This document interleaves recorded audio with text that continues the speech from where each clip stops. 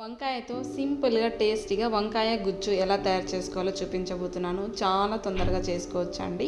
తక్కువ టైంలోనే టేస్టీగా చేసుకోవచ్చు. Let's start the video. First stove on చేసి కడాయి పెట్టుకోవాలి.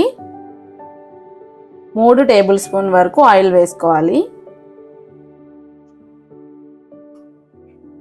ఆయిల్ బాగా వేడిన తర్వాత మనం కట్ చేసి పెట్టుకున్న వంకాయలు వేసేసుకోవాలి.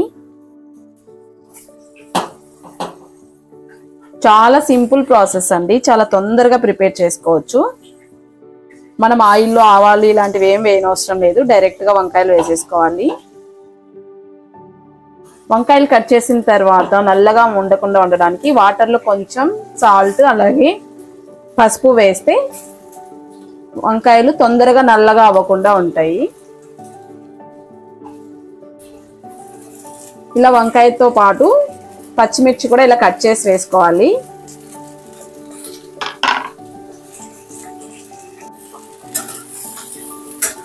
వీటిని ఇప్పుడు ఒక్కసారి మంచిగా కలుపుకోవాలి. ఇలా చేసుకుంటే వంకాయ గుజ్జు ఎంత టేస్టీగా ఉంటుందంటే చాలా చాలా బాగుంటుంది.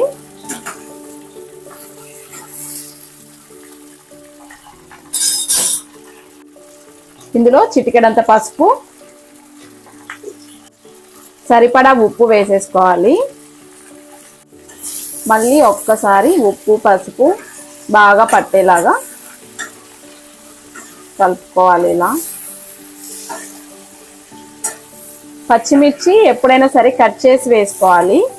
అలా డైరెక్ట్గా వేసేస్తే అవి పగిలి మన ఫేస్ మీద పడతాయండి.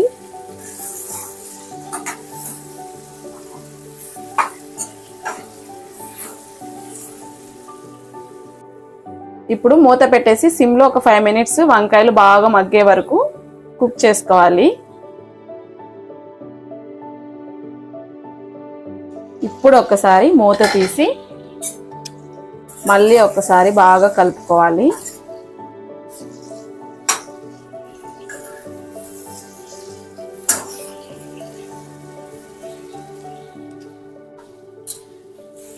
ఇప్పుడు ఇందులో బాగా పండిన టమోటాలు ఇలా సన్నగా కట్ చేసుకొని వేసుకోవాలి. నేను 2 టమోటాలు వేసాను. ఒక్కసారి టమోటాలు కూడా బాగా మగ్గే వరకు ఫ్రై చేసుకోవాలి.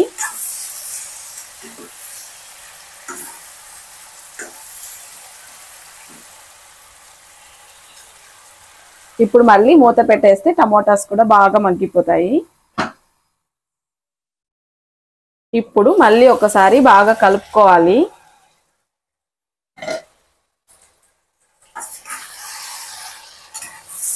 చూసారు కదా, టమోటాలో ఉన్న వాటర్ మొత్తం కూడా ఇలా రిలీజ్ అయ్యి వంకాయ టమోటా కూడా బాగా మగ్గిపోతుంది. ఇందులో మనం ఈ సైజ్ అంతా చింతపండు వేసుకోవాలి. అలాగే కొద్దిగా 1/2 టీ స్పూన్ అంతా ధనియాల పొడి కూడా వేస్తున్నాను. మళ్ళీ ఒకసారి నీట్గా కలిపేసుకోవాలి.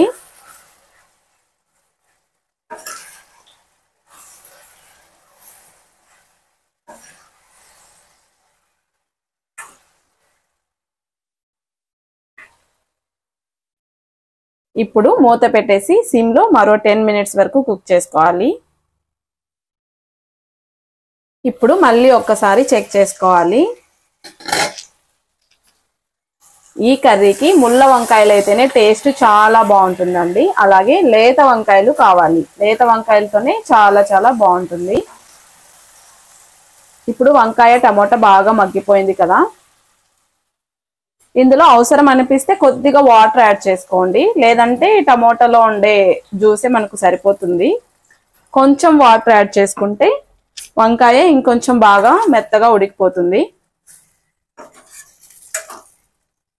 ఇప్పుడు వాటర్ యాడ్ చేసిన తర్వాత మరొకసారి బాగా కలిపేసుకొని మళ్ళీ 5 మినిట్స్ అలా మూత పెట్టేసి కుక్ చేసుకోవాలి. ఇలా ఉండాలన్నమాట. ఇందులో కొంచెం ఇలా తడి తడిగాను ఉండాలి. ఇలా గుజ్జుగా ఉంటే మనకు రైస్లో కలుపుకొని తినడానికి చాలా బాగుంటుంది. ఇప్పుడు స్టవ్ ఆఫ్ చేసేసుకొని పప్పు గుత్తి తీసుకొని బాగా రుద్దేసుకోవాలి. ఇలాగా పప్పు గుత్తితో ఇలా మొత్తం కూడా రుద్దుకోవాలి. ఇలా చేసుకుంటే ఈ వంకాయ పప్పు చాలా బాగుంటుందండి. టేస్ట్ చాలా తొందరగా చేసుకోవచ్చు, మనకు తక్కువ టైంలోనే ప్రిపేర్ చేసుకోవచ్చు. టేస్ట్ అయితే అద్భుతంగా ఉంటుంది.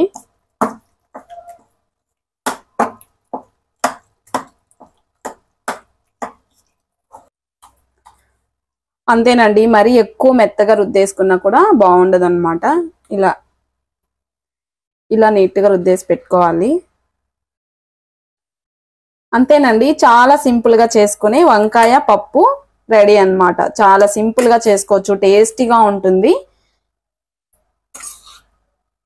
వంకాయ పులగూర అనొచ్చు, వంకాయ పప్పు, వంకాయ గుజ్జు, ఇలా ఎలాగైనా పిలవచ్చండి. చాలా చాలా బాగుంటుంది సింపుల్గా టేస్టీగా చేసుకునే ఈ వంకాయ పులగూర. మీరు కావాలి అనుకుంటే దీనికి పోపు వేసుకోవచ్చు, పోపు వేయకపోయినా ఇలాగే కూడా చాలా బాగుంటుంది. నేనైతే అసలు పోపు వేయనండి. ఈ కర్రీ ఇలాగే టేస్టీగా ఉంటుందన్నమాట.